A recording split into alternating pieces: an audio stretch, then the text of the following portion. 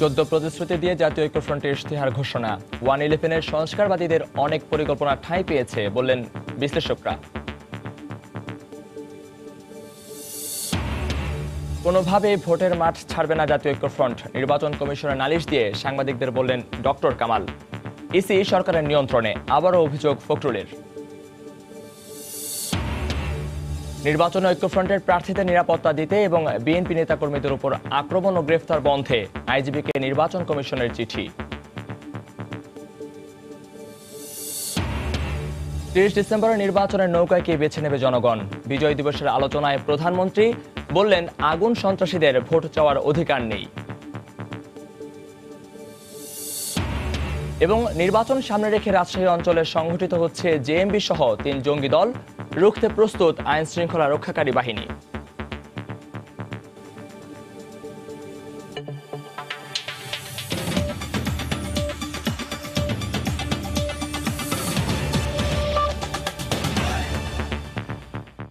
দেখছিলেন শিরোনাম, বাংলার সময়ের সঙ্গে আছি আমি মহিউদ্দিন মধু। 14 প্রতিশ্রুতি দিয়ে জাতীয় ঐক্যফ্রন্টের ইশতেহার ঘোষণা করা হয়েছে। জনগণের কল্যাণে জনমতের ভিত্তিতে নির্বাচনী ইশতেহার তৈরি করা হয়েছে বলে জানিয়েছেন জাতীয় ঐক্যফ্রন্টের শীর্ষ নেতা ডক্টর কামাল হোসেন। এতে ক্ষমতার ভারসাম্য এবং বিকেন্দ্রীকরণের কথাও উল্লেখ করা হয়। রাষ্ট্র পরিচালনার দায়িত্ব পেলে জাতীয় ঐক্যফ্রন্ট কি করতে চায়, নির্বাচনী ইশতেহারের মাধ্যমে তা জাতির সামনে তুলে ধরতে সোমবার সকালে রাজধানীর একটি অভিজাত হোটেলে হাজির হন ডক্টর কামাল হোসেন ও মির্জা ফখরুল ইসলাম আলমগীর সহ জোটের শীর্ষ নেতারা। তাদের উপস্থিতিতে একদলীয় শাসনের অবসান ও ক্ষমতায় ভারসাম্য আনা সহ 14টি প্রতিশ্রুতি সম্বলিত ইশতেহার পাঠ করেন নাগরিক ঐক্যের আহ্বায়ক মাহমুদুর রহমান মান্না। একদলীয় শাসনের যেন পুনর্জন্ম না ঘটে তা নিশ্চিত করা হবে। ইশতেহারে রাষ্ট্রপতি ও প্রধানমন্ত্রীর ক্ষমতায় ভারসাম্য আনার কথা বলা হয়েছে একটানা পরপর 2 বারের বেশি কেউ প্রধানমন্ত্রিত্ব করতে পারবেন না। প্রধানমন্ত্রী এবং রাষ্ট্রপতির ক্ষমতার ভারসাম্য আনা হবে, একটানা পরপর 2 মেয়াদের বেশি প্রধানমন্ত্রী থাকা যাবে না। সংসদের ডেপুটি স্পিকার বিরোধী দলীয় সদস্যদের মধ্য থেকে নির্বাচিত হবে। পুলিশ ও সামরিক বাহিনী ছাড়া সরকারি অন্য চাকরিতে প্রবেশের কোনো বয়সসীমা রাখতে চায় না ঐক্যফ্রন্ট। কোটা থাকবে শুধুমাত্র অনগ্রসর গোষ্ঠী ও প্রতিবন্ধীদের জন্য, আর শিক্ষিত বেকারদের জন্য বেকার ভাতা চালুর উদ্যোগ নেওয়ার অঙ্গীকার করা হয় এতে।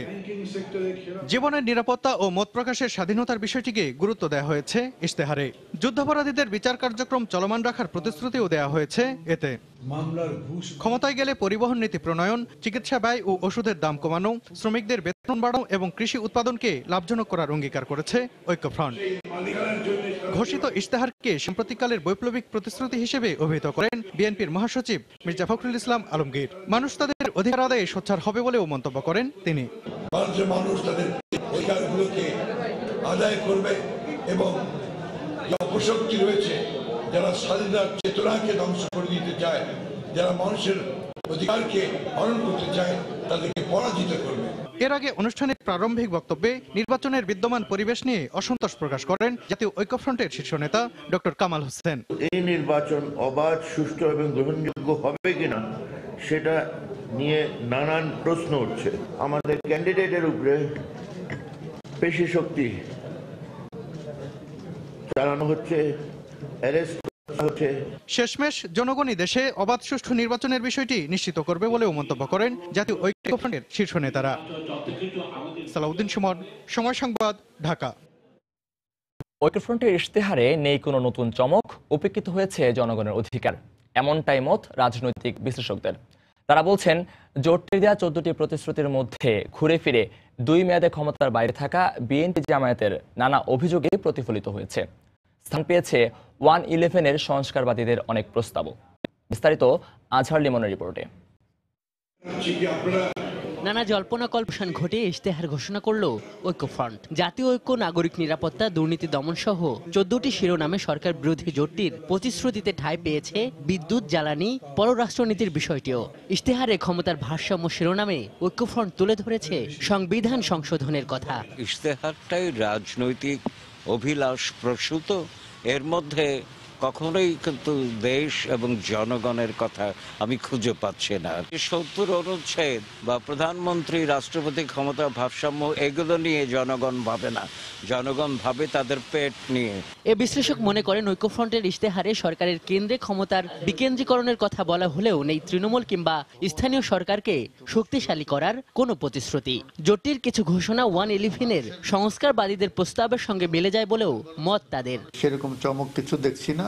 যেমন একটি আছে যে পরপর দুবারের বেশি কেউ প্রধানমন্ত্রী থাকতে পারবেন না।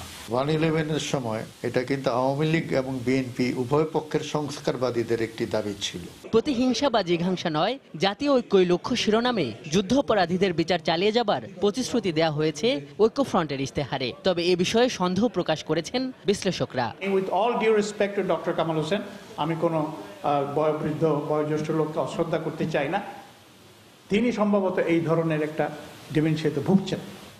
না হলে তিনি কিভাবে তার নির্বাচনী ইশতেহারে ঘোষণা করেন আমি যুদ্ধাপরাধীদের বিচার আমরা চালিয়ে যাব। এছাড়া কোটা বাতিল হবার পর আবারও কোটা বাতিলের অঙ্গীকার কিংবা চাকরিতে বয়সসীমা উঠিয়ে দেবার প্রতিশ্রুতি তরুণদের মধ্যে আলাদা আকর্ষণ সৃষ্টি করতে পারবে না বলেও মনে করেন বিশ্লেষকরা। আজহার লিমন, সময় সংবাদ, ঢাকা। কোনোভাবেই নির্বাচনের মাঠ ছেড়ে যাবে না জাতীয় ঐক্যফ্রন্ট।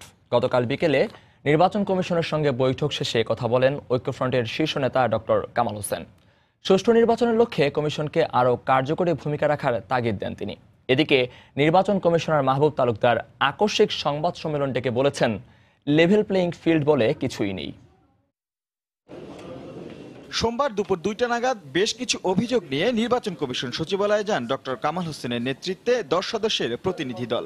প্রায় 2.5 ঘন্টার বৈঠক শেষে সাংবাদিকদের মুখোমুখি হয়ে ঐক্যফ্রন্টের শীর্ষ নেতা বলেন, সব অভিযোগ আমলে নিয়ে নির্বাচন কমিশনকে দ্রুত কার্যকর পদক্ষেপ নিতে হবে।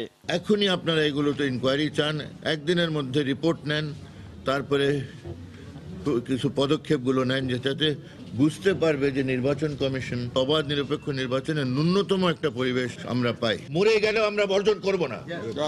আমার লাশ নিয়ে ইলেকশন কমিশনে ভোট দিতে নিয়ে যাবেন।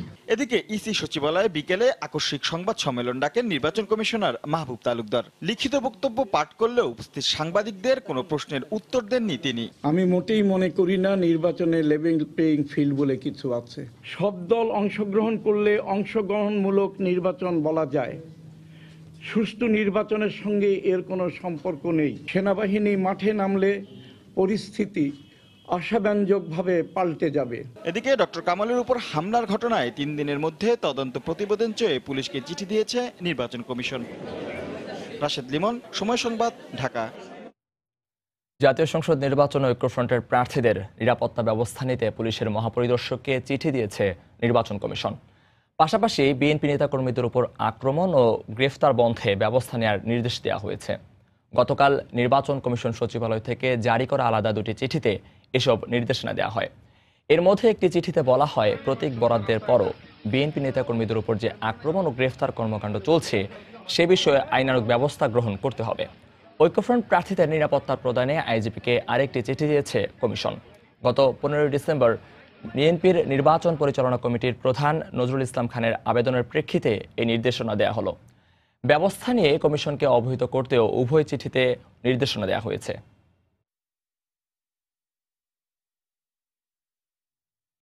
প্রধানমন্ত্রী শেখ হাসিনা বলেছেন, যারা আগুন সন্ত্রাস করে মানুষ পুড়িয়ে ভোটাধিকার হরণ করতে চেয়েছিল তাদের ভোট চাওয়ার কোনো অধিকার নেই।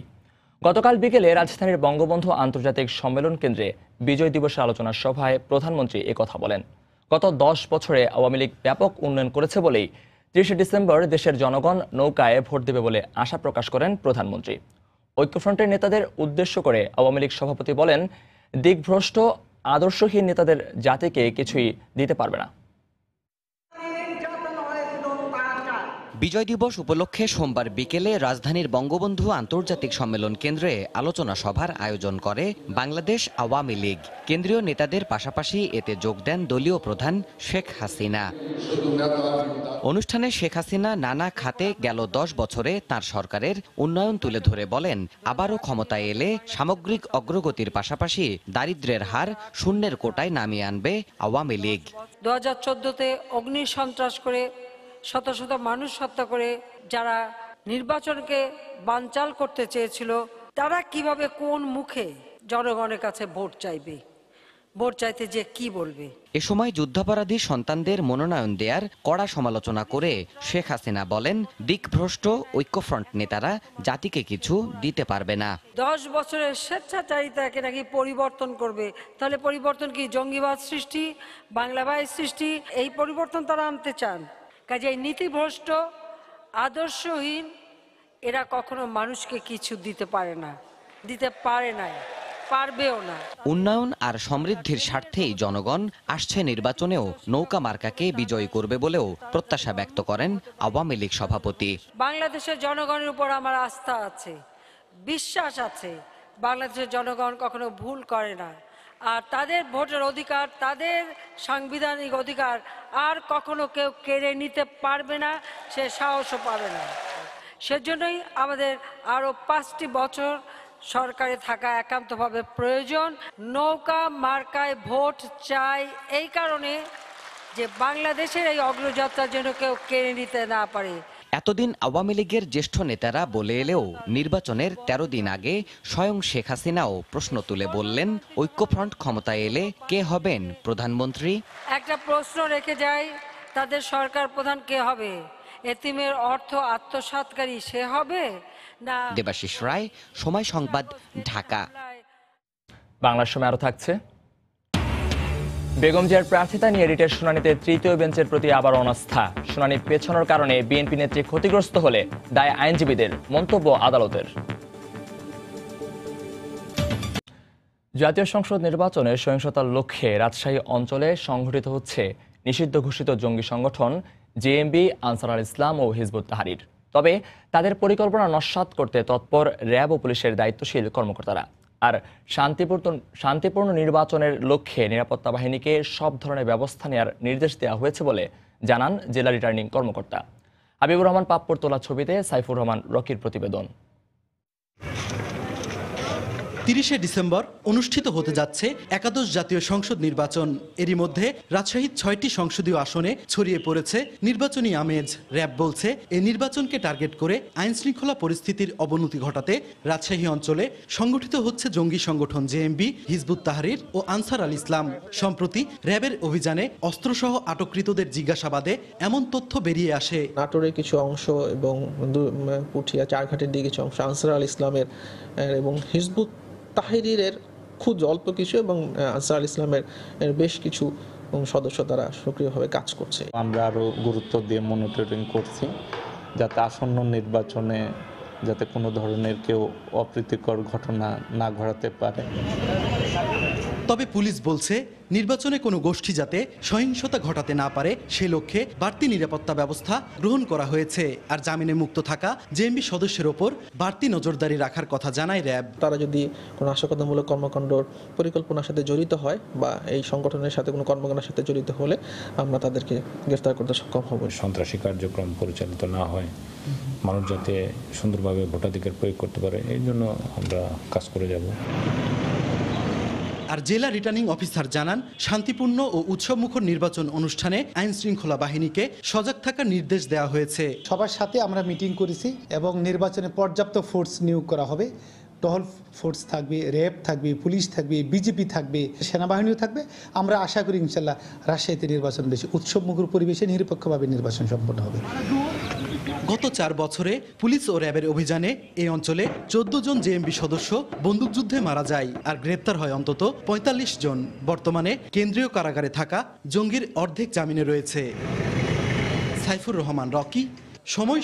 জাতীয় সংসদ নির্বাচনে বেগম জিয়ার প্রার্থিতা নিয়ে রিটের শুনানিতে সুপ্রিম কোর্টের তৃতীয় বেঞ্চের বিচারপতির প্রতি অনাস্থা জানিয়ে আবেদন করেছেন তার আইনজীবীরা। এ বিষয়ে শুনানি আজ পর্যন্ত মুলতবি করেছেন আদালত। গতকাল সকাল 11টা থেকে সুপ্রিম কোর্টের বিচারক জেবিএম হাসানের তৃতীয় বেঞ্চে বেগম জিয়ার প্রার্থিতা নিয়ে করা রিটের শুনানি শুরুর আগেই তার আইনজীবীরা বিচারপতির প্রতি অনাস্থা জানান। এরপরই বিচারক তার শুনানির জন্য আজকে পর্যন্ত মুলতবি করেন। এর আগে বেগম জিয়ার প্রার্থিতা নিয়ে বিভক্ত আদেশ দিয়েছিলেন হাইকোর্ট। বাংলার সময় আরও থাকছে, ব্রাহ্মণবাড়িয়ায় দুটি বাসের মুখোমুখি সংঘর্ষে নিহত 2 জন, আহত অন্তত 10 জন, 4 জনের অবস্থা আশঙ্কাজনক। পটুয়াখালী 3 আসনের বিএনপি প্রার্থী গোলাম মাওলা রনির একটি ফোনালাপ ফাঁস হয়েছে, যেখানে রনিকে বলতে শোনা যায় সম্প্রতি পটুয়াখালীতে তার স্ত্রীর গাড়িবহরে হামলার জন্য দায়ী না হওয়া সত্ত্বেও ওই আসনের প্রার্থীদের আসামি করে মামলার নির্দেশ দিয়েছেন তিনি। পাশাপাশি স্থানীয় বিএনপির নেতাকর্মীদের থানা ঘেরাও করে পরিবেশ অস্থিতিশীল করারও নির্দেশ দেন তিনি। আপনি এবং আপনার ওয়াইফ, তুমি তো তোমার সাথে যে ভালো বিশ্বস্ত 5-6-7টা ছেলে নিয়ে, বুঝছো? তোমার সাথে গিয়া একটা ডাইরেক্ট আপনার ওয়াইফ চার্জ করবা যে কালকে এই ঘটনা ঘটলো, আপনি কার বুদ্ধিতে তারা বাসায় আসতে বলছেন, আপনি কেন নিজে গেলেন না? আপনি কেন গাড়িতে নিজে যান নাই? আপনি তাদের বুদ্ধিতে বাড়ি পাঠিয়েছেন। সে নতুন মানুষ, আগে আওয়ামী লীগ করছে, সেখানে বিএনপিতে আসতে আপনি তাদের বুদ্ধিতে সেখানে পাঠিয়েছেন, আপনি কেন গেলেন? এই কাজ আপনি করাই, বুঝতে পারছেন? এই গাড়ি ঠিক করে দেবেন, সব কিছু করবেন, আর আমাদের নেতা করবেন যে এই কাজ করেছেন করে ওনার উপর একটা প্রেশার ক্রিয়েট করে, বুঝছো? সমস্যাটা নিজেদের মধ্যে, আওয়ামী লীগের লোক করে নাই।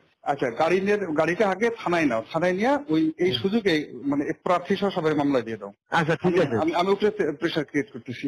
আচ্ছা, তোমরা সমস্ত নেতারা থানা ঘেরাও করো, সবাই, এভরিবডি, সমস্ত নেতা কর্মী।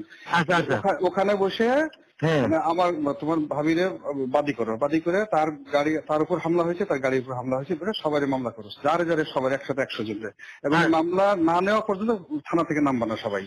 আচ্ছা আচ্ছা, এটা কিন্তু আমাদের সুযোগ, এবং সব জায়গায় টেলিফোন করে হাজার হাজার লোক থানা ঘেরাও করবে। ব্রাহ্মণবাড়িয়ায় 2টি বাসের মুখোমুখি সংঘর্ষে 2 জন নিহত হয়েছেন, আহত হয়েছেন অন্তত 10 জন। গতরাতে ঢাকা সিলেট মহাসড়কে দুর্ঘটনা ঘটে। প্রত্যক্ষদর্শীরা জানান, ঢাকা থেকে ছেড়ে আসা এনা পরিবহনের একটি বাস সিলেট যাচ্ছিল। বিজয়নগরের চান্দুরা এলাকায় পৌঁছালে বিপরীত দিক থেকে আসা ব্রাহ্মণবাড়িয়াগামী একটি বাসের সঙ্গে সংঘর্ষ হয়। এতে ঘটনাস্থলেই 2 জনের মৃত্যু হয়, আহত হন অন্তত 10 জন। ফায়ার সার্ভিস ও পুলিশ আহতদের উদ্ধার করে বিভিন্ন হাসপাতালে ভর্তি করে। এদের মধ্যে 4 জনের অবস্থা আশঙ্কাজনক হওয়ায় তাদের ঢাকা মেডিকেল কলেজ হাসপাতালে পাঠানো হয়েছে বলে জানিয়েছে চিকিৎসক।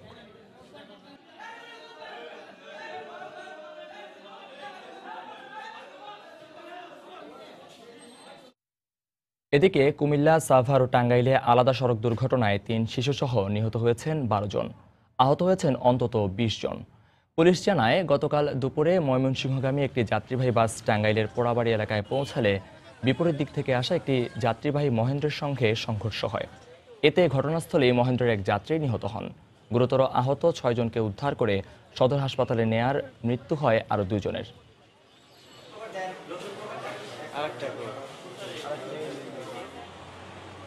একই দিন দুপুরে সাভারে আশুলিয়া জিরানি এলাকায় নিয়ন্ত্রণ হারিয়ে উল্টে যায় একটি যাত্রীবাহী বাস। এতে ঘটনাস্থলে এক নারী ও ছেলে নিহত হয়। অপর একটি দুর্ঘটনায় আহত 2 জনের মৃত্যু হয়েছে। এদিকে কুমিল্লা কোটবাড়ি এলাকায় ট্রাক চাপায় 2 শিশু নিহত হয়, আহত হন তাদের মা। এছাড়া রাজশাহীর পুঠিয়ার বাস লেগুনা সংঘর্ষে 2 জন এবং খুলনায় ট্রাক চাপায় 1 জনের মৃত্যু হয়েছে। যশোরের সাংবাদিকদের উপর হামলা ও ক্যামেরা ভাঙচুরের ঘটনায় দোষীদের গ্রেফতারের দাবিতে জেলা প্রশাসক ও পুলিশ সুপার বরাবর স্মারকলিপি দিয়েছেন সাংবাদিকরা। গতকাল দুপুরে স্মারকলিপি দেওয়া হয়। এতে দোষীদের দৃষ্টান্তমূলক শাস্তির পাশাপাশি নির্বাচনী সংবাদ সংগ্রহের সময় সাংবাদিকদের প্রয়োজনীয় নিরাপত্তার নিশ্চিতের দাবি জানানো হয়। গত 13 ডিসেম্বর নির্বাচনী সংবাদ সংগ্রহের সময় সংসদ সদস্য কাজী নাবিলের অনুসারীরা প্রথম আলোর ফটো সাংবাদিক এহসান উদ্দিন মিথুন, সময় টিভির প্রতিনিধি জুয়েল মৃধা ও ক্যামেরা পার্সন আবুল কালাম আজাদ, দৈনিক লোকসমাজের ফটো সাংবাদিক MR খান মিলনকে পিটিয়ে গুরুতর আহত করে। ভাঙচুর করা হয় সময় টিভির ক্যামেরা। দেশের ইউরিয়া সারের চাহিদা মেটাতে প্রতি মৌসুমে 30 লাখ মেট্রিক টন উৎপাদন করছে শাহজালাল ফার্টিলাইজার কারখানা। 2012 সালে আধুনিক প্রযুক্তি ব্যবহার করে সিলেটের ফেঞ্চুগঞ্জে কারখানাটি নির্মাণের উদ্যোগ নেয় সরকার। এর বার্ষিক উৎপাদন লক্ষ্যমাত্রা 5,81,000 মেট্রিক টন। চীন ও বাংলাদেশের যৌথ অর্থায়নে 6,000 কোটি টাকা ব্যয়ে 2016 সালে প্রকল্পটি বাস্তবায়ন করা হয়। কর্মসংস্থান সৃষ্টিসহ অন্যান্য সুযোগ সুবিধায় খুশি স্থানীয়রা।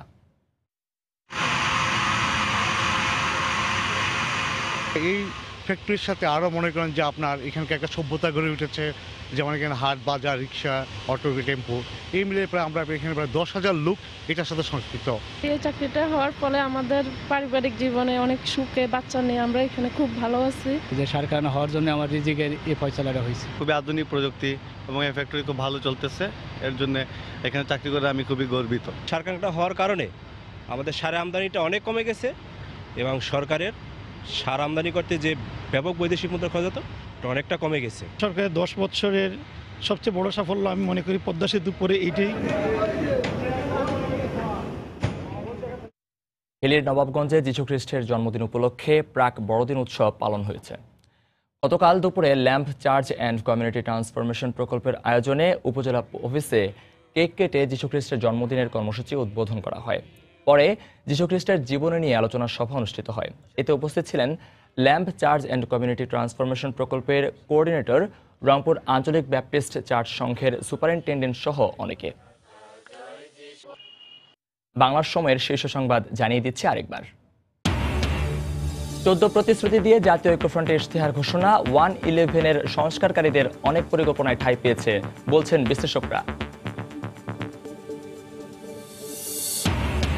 কোনোভাবে ভোটের মাঠ ছাড়বে না জাতীয় ঐক্যফ্রন্ট। নির্বাচন কমিশনে নালিশ দিয়ে সাংবাদিকদের বললেন ডক্টর কামাল।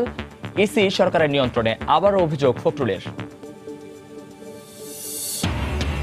নির্বাচনে ঐক্যফ্রন্টের প্রার্থীদের নিরাপত্তা দিতে এবং বিএনপি নেতাকর্মীদের উপর আক্রমণ ও গ্রেফতার বন্ধে আইজিপিকে নির্বাচন কমিশনের চিঠি।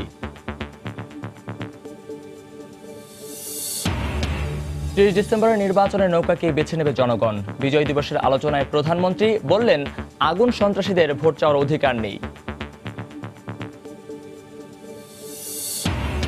এবং নির্বাচন সামনে রেখে রাজশাহী অঞ্চলে সংঘটিত হচ্ছে জেএমবি সহ 3 জঙ্গি দল। রুখতে প্রস্তুত আইন শৃঙ্খলা রক্ষাকারী বাহিনী।